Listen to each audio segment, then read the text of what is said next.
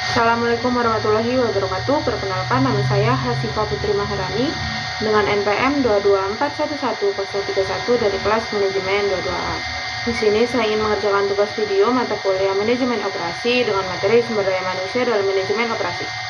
Sumber daya manusia ada memainkan peran kunci dalam keberhasilan manajemen operasi. Tim sumber daya manusia bertanggung jawab untuk memastikan organisasi memiliki orang-orang yang kompeten, termotivasi, dan berdedikasi untuk menjalankan operasionalnya secara efektif. Next, perencanaan sumber daya manusia. Yang pertama, analisis kebutuhan untuk mengidentifikasi jumlah dan kompetensi karyawan yang dibutuhkan untuk mendukung rencana strategis organisasi. Lalu ada rekrutmen dan seleksi untuk menarik, menilai, dan merekrut talenta terbaik yang sesuai dengan kebutuhan organisasi. Lalu ada pengembangan karyawan untuk memberikan pelatihan dan kesempatan bagi karyawan untuk meningkatkan keterampilan dan kemampuan mereka. Next, rekrutmen dan seleksi karyawan. Yang pertama ada strategi rekrutmen untuk menggunakan berbagai saluran seperti iklan, jaringan, dan hubungan komunitas untuk menarik kandidat yang tepat. Lalu ada proses seleksi untuk menerapkan tes wawancara dan penilaian lainnya untuk memastikan kandidat memiliki kompetensi yang dibutuhkan. Lalu ada onboarding untuk memastikan karyawan baru terintegrasi dengan baik ke dalam organisasi dan siap untuk berkontribusi.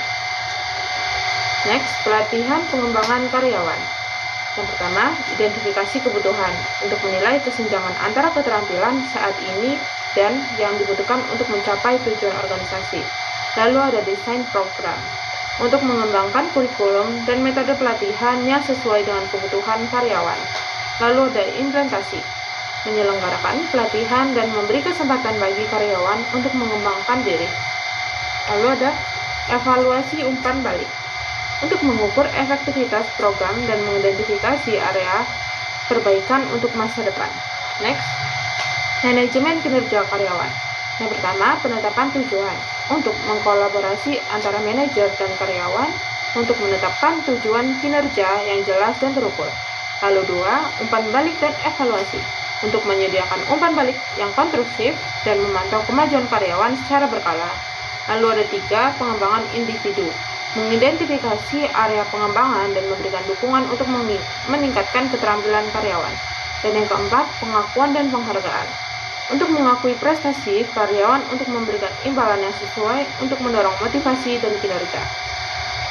Next, kompensasi dan tunjangan, gaji dan upah untuk menetapkan tingkat kompensasi dan kompetitif dan adil berdasarkan peran, keterampilan, dan kinerja. Lalu ada tunjangan, menyediakan paket tunjangan yang menarik seperti asuransi kesehatan, pensiun, dan cuti untuk meningkatkan retensi karyawan. Lalu ada insentif, merancang program insentif dan mendorong karyawan untuk mencapai tujuan organisasi dan meningkatkan produktivitas. Lalu ada keadilan dan transparansi, untuk memastikan sistem kompensasi dan tunjangan yang adil dan transparan untuk membangun kepercayaan karyawan. Next, hubungan industrial. Yang pertama ada komunikasi, untuk membangun saluran komunikasi terbuka antara manajemen dan karyawan untuk mengelola harapan dan umpan balik. Lalu negosiasi untuk kemampuan bernegosiasi secara efektif dan serikat, pekerja, atau perwakilan dari karyawan. Lalu ada resolusi konflik, untuk mengelola konflik di tempat kerja dengan menerapkan pendekatan yang adil dan konstruksi. Lalu ada kebijakan SDM, mengembangkan dan menerapkan kebijakan SDM yang mendukung hubungan industrial yang sehat. Next, kesehatan dan keselamatan kerja. Yang pertama ada identifikasi risiko untuk mengenali dan mengevaluasi potensi bahaya di tempat kerja. Lalu ada pengendalian risiko untuk menerapkan langkah-langkah untuk meminimalkan atau menghilangkan risiko yang teridentifikasi. Lalu ada pelatihan dan edukasi, yaitu untuk memberikan pelatihan dan informasi kepada karyawan tentang praktik kerja yang aman. Lalu ada pemantauan dan evaluasi untuk memantau efektif program K3 dan terus meningkatkannya secara berkelanjutan. Next, kesimpulan dan rekomendasi. Kesimpulannya, peran SDM dalam manajemen operasi adalah kunci untuk memastikan keberhasilan organisasi dalam mencapai tujuan strateginya. Lalu ada rekomendasi, organisasi harus menerapkan praktik SDM yang komprehensif mulai dari perencanaan hingga pengembangan karyawan untuk meningkatkan kinerja operasional. Lalu ada integrasi, menyelaraskan fungsi SDM dengan strategi bisnis dan proses operasional dapat menciptakan sinergi yang kuat. Baik, itu saja mungkin materi yang saya dapat sampaikan. Bila banyak kurangnya dan ada salahnya, saya mohon maaf. Saya akhiri. Wassalamualaikum warahmatullahi wabarakatuh.